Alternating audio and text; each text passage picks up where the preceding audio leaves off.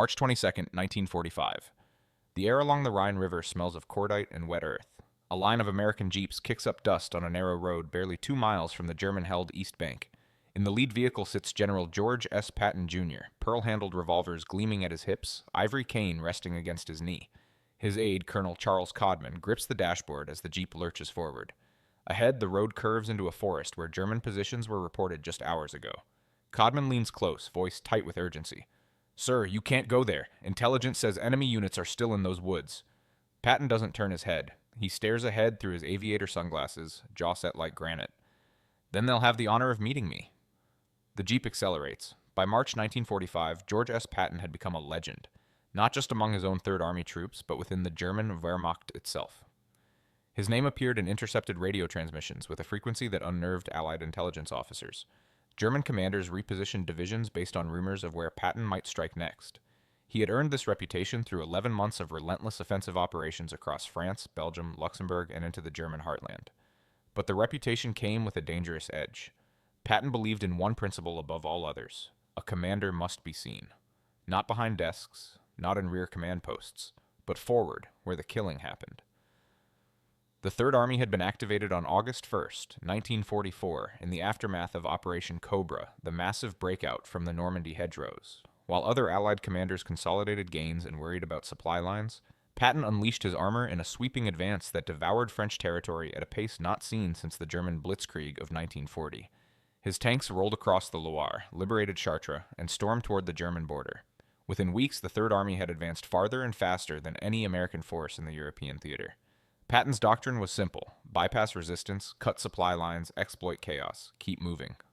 Always moving. But this aggressive philosophy applied not only to his tanks. Patton drove himself forward with the same relentless energy.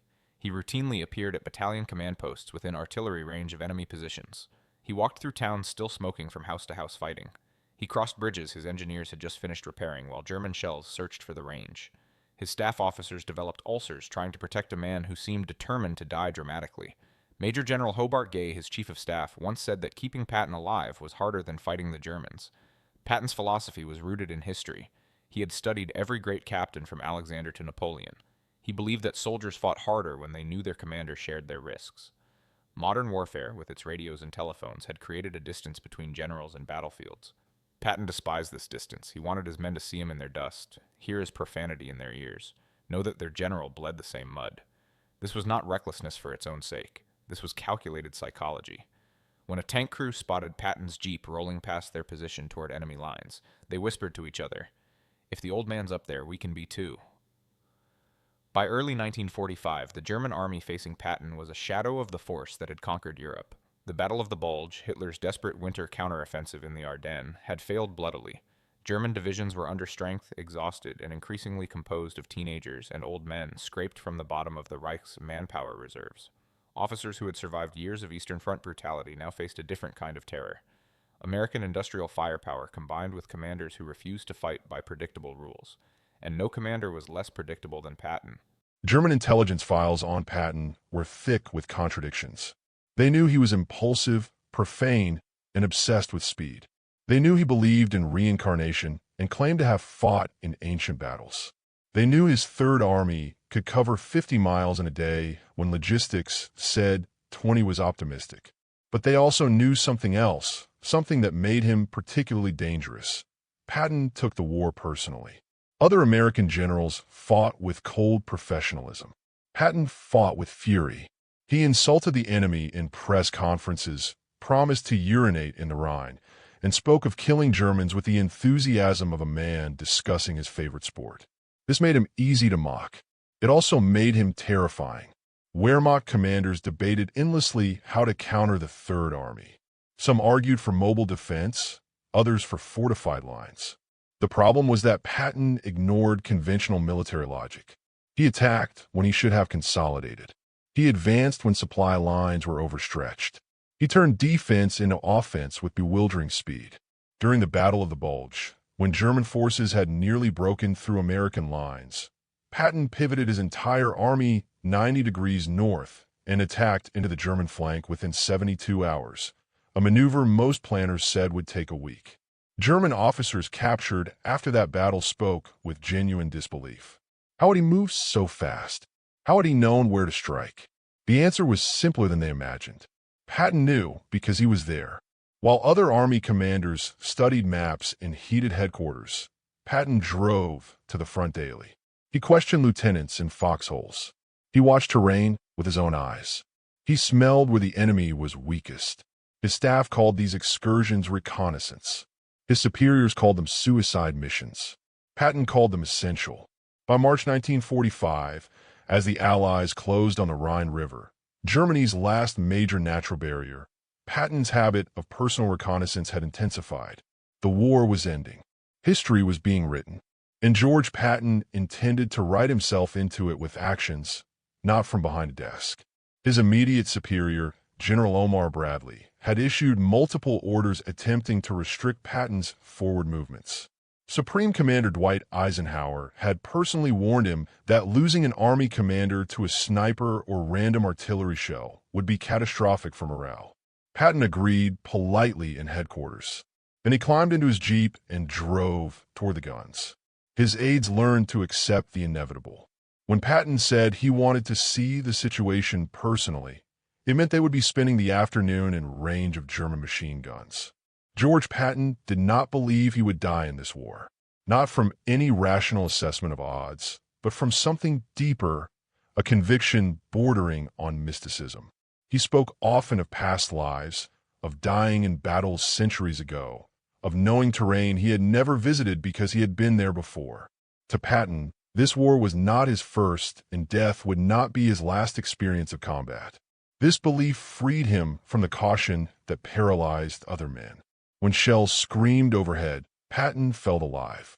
When bullets cracked past, he felt confirmed in his purpose. His staff psychiatrists, yes, the Army quietly assigned them to monitor him, noted symptoms consistent with what we might now call narcissistic personality disorder mixed with genuine courage. But diagnosis missed the point. Patton needed to be seen because he needed to exist. A general invisible to his troops was not a general at all. He was a bureaucrat, and Patton would rather die than be a bureaucrat. Colonel Charles Codman kept a flask of bourbon in his jacket, specifically for days when Patton decided to tour active combat zones. Major Alexander Stiller, Patton's personal aide, developed a nervous tic in his left eye that worsened whenever the general reached for his map case and said, "Let's go see what's happening up front." These men were not cowards. They were experienced officers who understood that their primary mission was not killing Germans, but keeping Patton alive long enough to kill Germans. It was an impossible task. Patton dismissed security details as nursemaids. He refused to use armored vehicles, preferring open jeeps because soldiers need to see their commander's face. His aides learned to position themselves as human shields without being obvious about it. They coordinated with forward units to accidentally have extra troops in areas where Patton planned to visit. They lied to him about road conditions, claimed bridges were out when they were intact, anything to keep him 500 yards further from German lines. It rarely worked. There was a calculated madness to Patton's exposure. When a battalion stalled before a German strongpoint, uncertain whether to assault or wait for artillery, Patton's arrival changed the equation instantly. He would stand in plain view, sometimes on the hood of his jeep, binoculars scanning enemy positions while his men watched in disbelief. The message was clear without words. If the old man with the ivory-handled pistols isn't afraid, what excuse do you have? Tank crews preparing to advance would see Patton's jeep racing past them toward the objective. Infantry officers radioing for permission to withdraw would spot that distinctive figure in the polished helmet walking their trench line. Morale was not an abstract concept in these moments. It was kinetic. Patton's physical presence converted hesitation into aggression. His Third Army had the highest advance rate and the lowest rate of combat exhaustion cases in the European theater. Coincidence? His staff didn't think so. German intelligence officers faced a peculiar dilemma regarding Patton. They knew his habits. Intercepted American radio traffic occasionally revealed his location. Reconnaissance units reported sightings of his distinctive command vehicle near frontline positions. This created opportunities. A well-placed sniper, a mortar team with good coordinates, an artillery battery catching him on an exposed road. Killing Patton would be a propaganda victory of immense proportions. It might slow the American advance for weeks while command structures reorganized. Yet orders to specifically target Patton never materialized with the urgency one might expect. Why? Some German officers later admitted a strange psychological calculation. Patton was predictable in his aggression. Other American commanders were cautious, methodical. If Patton died, he might be replaced by someone more careful, someone harder to anticipate. Better the devil you know. There was also the warrior's respect. Patton fought like a Prussian, like the old tales of Frederick the Great leading cavalry charges. Even enemies could admire that, even as they tried to kill him. Military academies in 1945 taught staff work, logistics, combined arms coordination, the science of industrial warfare. Patton had mastered these subjects, but he believed something essential was being lost. Ancient commanders led from the front because there was no other way to lead. Caesar crossed the Rubicon with his legions. Alexander charged with his companion cavalry. Hannibal stood in the battle line at Cannae. Modern technology, radios, telephones, reconnaissance aircraft, allowed generals to command from safety. Patton saw this as corruption of leadership's essence. He told his staff that soldiers would follow orders from a distant voice on a radio, but they would die for a man they had seen standing in the fire with them. His critics called this theatrical. His defenders called it timeless. The truth was probably both. Patton was performing, but the performance was real.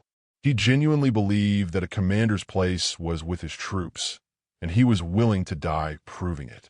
Patton knew the statistics. In World War I, generals died at far lower rates than their men, tucked safely in chateaux miles behind the lines. This had bred contempt, bitterness, the poetry of Wilfred Owen and Siegfried Sassoon. But earlier wars told different stories. The American Civil War killed 6 Confederate generals in a single battle at Franklin. Stonewall Jackson died from friendly fire while scouting forward positions. British General Gordon perished on the steps of Khartoum. These men became legends precisely because they died leading. Patton collected these stories like talismans. He spoke of them often, especially late at night, over whiskey with his inner circle. He wanted that kind of death if death came, forward, visible, blade in hand. His staff worried he wanted it too much. There was courage, and then there was the secret wish for glorious ending, which drove Patton, even he might not have known. March 22nd, 1945, afternoon. The Rhine River crossing operation had been Patton's obsession for weeks. While British Field Marshal Bernard Montgomery prepared his elaborate set-piece assault to the north, complete with airborne divisions, artillery barrages timed to the minute, and massive logistical buildup, Patton seethed with impatience. Montgomery's crossing was scheduled for March 24th. Patton intended to beat him. On the night of March 22nd, elements of the 5th Infantry Division crossed the Rhine at Oppenheim in assault boats, meeting surprisingly light resistance. By dawn, they had established a bridgehead. Patton received the news at his headquarters in a commandeered German house. He smiled, made a single phone call to Bradley, "We're across," and immediately ordered his staff to prepare to move forward. Colonel Codman recognized the look in Patton's eyes. It was the look that preceded bad decisions. "Sir, the bridgehead is still being consolidated. German counterattacks are expected. Perhaps tomorrow would be." Patton cut him off with a gesture. "I'm going to piss in the Rhine." He said it matter-of-factly, as if announcing lunch plans. Codman exchanged glances with Major Stiller. Both men understood this was not negotiable. They also understood that piss in the Rhine was not metaphorical. Patton genuinely intended to urinate in Germany's most sacred river as a symbolic gesture. Within 30 minutes, a convoy of 3 jeeps was racing toward Oppenheim. The road to the river passed through recently captured villages where fires still smoldered. American engineers worked frantically on a pontoon bridge, while German artillery searched for their range. Shells burst in the water, sending geysers 40 feet high. Patton's jeep did not slow. It accelerated. His driver, Sergeant John Mims, had learned long ago not to question orders, no matter how insane. They reached the western bank, where infantrymen crouched in hastily dug positions. The soldiers stared as Patton climbed out of his jeep, adjusted his pistols, and walked calmly to the riverbank. He unzipped his trousers and urinated into the Rhine while German machine gun fire chattered in the distance. An officer with a camera captured the moment. Patton zipped up, turned, and grinned. I've waited a long time to do that. But pissing in the river was not enough. Patton pointed across to the eastern bank, where the bridgehead struggled to expand. I want to see it. I want to walk on German soil. Codman's voice rose slightly. Sir, we don't have full control of the east bank. There are still German positions within a quarter-mile of the crossing point. They have direct observation. Patton was already walking toward the pontoon bridge. Engineers stopped working to salute. Patton returned the salute without breaking stride. His boots hit the swaying pontoon sections. The bridge bounced with each step. Artillery shells continued to probe the area, explosions walking up and down the river in a pattern that suggested German forward observers were very much active and very much aware something important was happening. Codman and Stiller followed because there was no alternative. Abandoning Patton was not an option. Getting him killed was career-ending. Keeping up was all they could do. The bridge seemed to stretch forever, each pontoon section a separate eternity. Water splashed over the sides. The smell of cordite mixed with river mud. Halfway across, a shell landed 200 yards upstream. Then another, closer. The Germans were bracketing the bridge. Standard artillery procedure. 1 round over, 1 round short. Then split the difference and destroy the target. Patton did not duck. He did not hurry. He walked at the same measured pace, as if touring a garden. They reached the eastern bank as another shell screamed overhead, impacting in the town behind them. Patton stepped onto German soil and immediately bent down. Codman watched in confusion as the general scooped up a handful of dirt and let it fall through his fingers. Then Patton straightened, brushed off his hands, and smiled. Thus William the Conqueror, he said quietly. It took Codman a moment to understand. William had stumbled on the beach at Hastings in 1066, and when his men panicked at the bad omen, he grabbed English soil and proclaimed he had seized the land. Patton had just reenacted the moment, on a contested riverbank, under German artillery fire, because history mattered to him even in the middle of battle. An infantry captain ran toward them, crouching low. General Patton? Sir, you shouldn't be here. We've got German observers in that tree line. He pointed northeast toward a dark stand of pines about 800 yards away. They've been calling in fire missions all morning. We're trying to clear them out, but Patton looked toward the trees through his binoculars. Have you sent patrols? The captain hesitated. Sir, we're still establishing defensive positions. Battalion wants us to consolidate before. Patton lowered the binoculars. His voice dropped to the quiet tone his staff knew meant danger. Captain, you're in Germany. There is no consolidating. There is only forward. Get patrols into those woods within the hour. The captain saluted and ran back toward his command post. Codman seized the moment. Sir, you've crossed the Rhine. You've stood on German soil. The photograph will be historic. We should return to headquarters so you can... Patton wasn't listening. He was walking along the riverbank, examining the terrain, occasionally stopping to look through his binoculars. A squad of infantry shadowed him nervously, unsure whether they were protecting the general or being protected by him. Stiller moved close to Codman. He's going to get us all killed. Codman nodded. Yes, but history will say we died well. Then the moment came that would be retold in 3rd Army barracks for decades. Patton's path took him toward a farmhouse on the eastern edge of the bridgehead. The building showed damage from the initial assault. Walls pockmarked with bullet holes. Part of the roof collapsed. American soldiers had cleared it hours earlier, but it sat at the absolute forward edge of the captured zone. Beyond it, only 300 yards away, was a stone barn that intelligence reported as a possible German observation post. Patton walked toward the farmhouse. A young lieutenant stepped into his path. The man's hand shook slightly. General, sir, you can't go there. That area isn't secure. We haven't cleared beyond that building and... Patton stopped. He looked at the lieutenant for a long moment. The young officer held his ground despite the fear visible in his eyes. Finally, Patton spoke. "What's your name, Lieutenant?" The officer straightened. "Weaver, sir. Robert Weaver, 2nd Platoon, Able Company." Patton nodded slowly. "Lieutenant Weaver, I appreciate your concern for my safety, but I'm going to that farmhouse because I need to see what the enemy can see from that barn. Now you have two choices. You can stand here and watch me go alone, or you can come with me and show me you're the kind of officer who doesn't let his general walk into danger without support." The silence stretched for 3 heartbeats. Then Weaver swallowed hard. "I'll come with you, sir." They crossed the open ground together. Patton, Weaver, Codman, Stiller, and 4 enlisted men who materialized from nearby positions without being ordered. The 100 yards felt like miles. Every step expected the crack of sniper rifle or the whistle of incoming mortar rounds. They reached the farmhouse and pressed against the wall. Patton moved to a shattered window and raised his binoculars toward the barn. He studied it for 30 seconds that felt like hours. Then he lowered the glasses.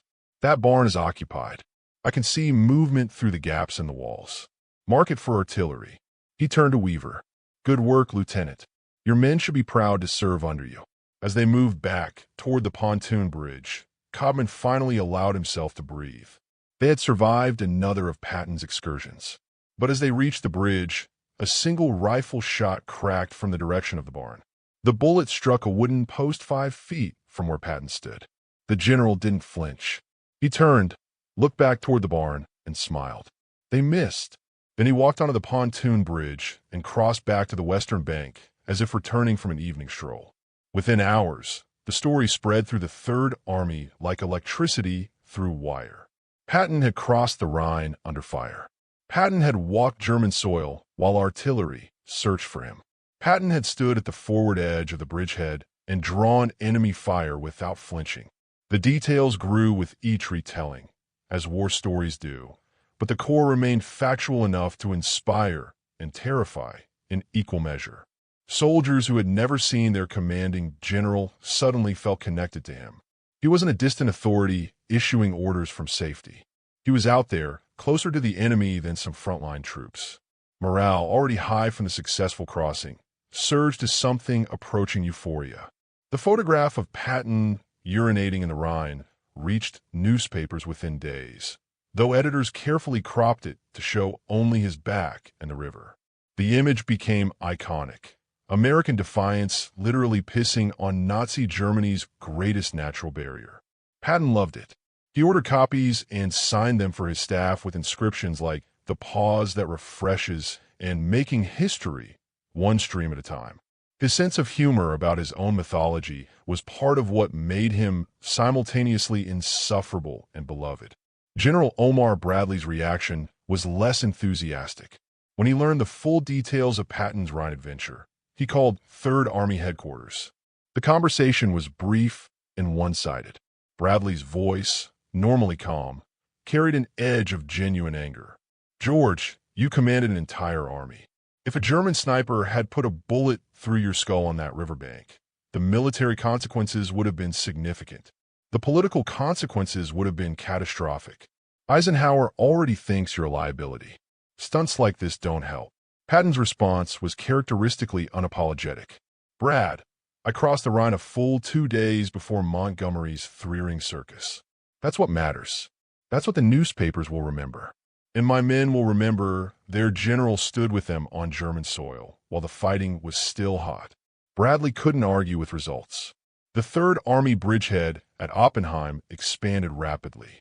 German counterattacks, expected and feared, never materialized with significant force.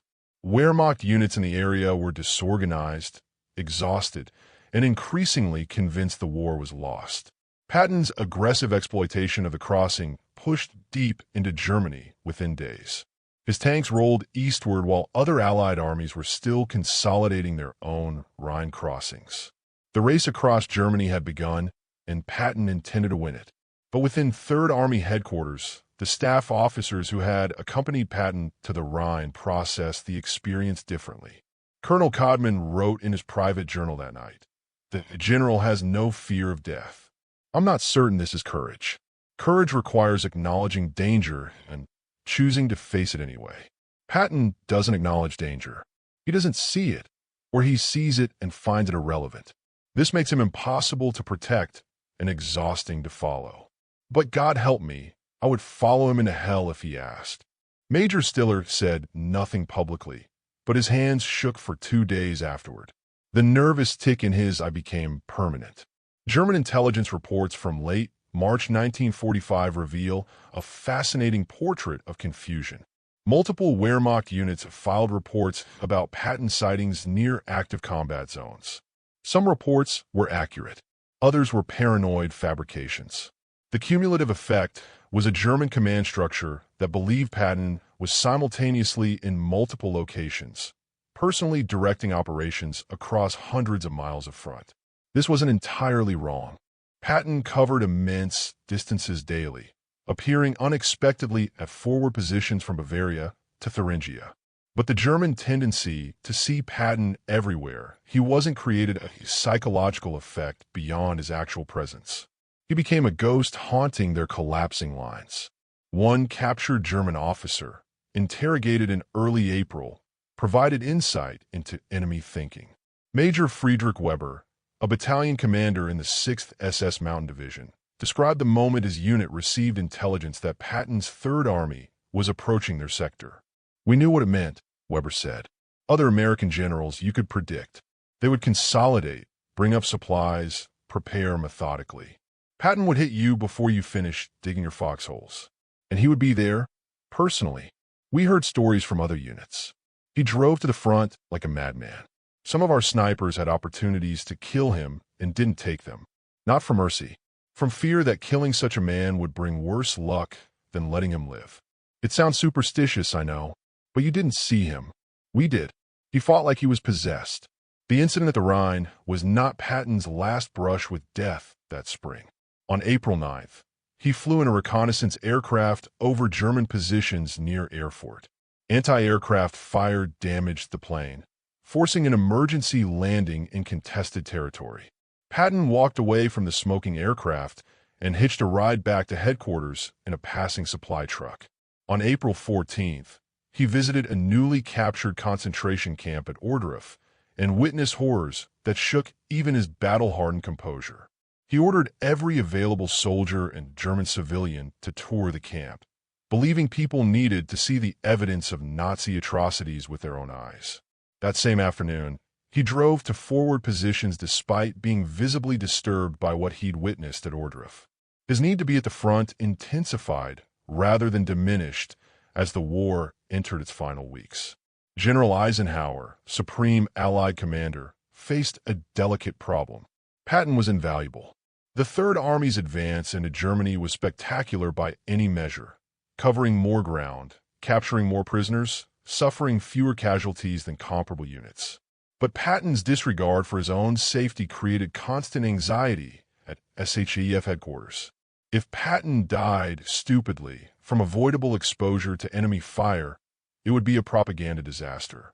Eisenhower couldn't relieve Patton without justification that would satisfy Washington and public opinion. He couldn't order Patton to stay safe because Patton would ignore such orders.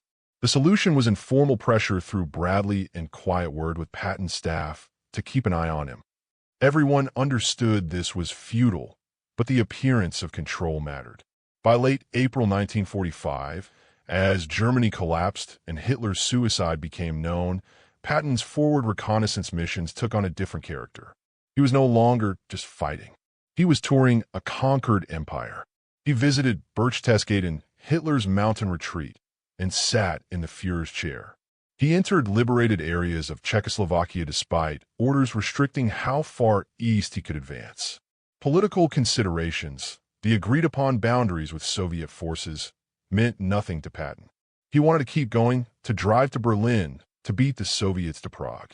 When ordered to halt and pull back, he complied with visible reluctance and private fury. The war ended on May 8, 1945.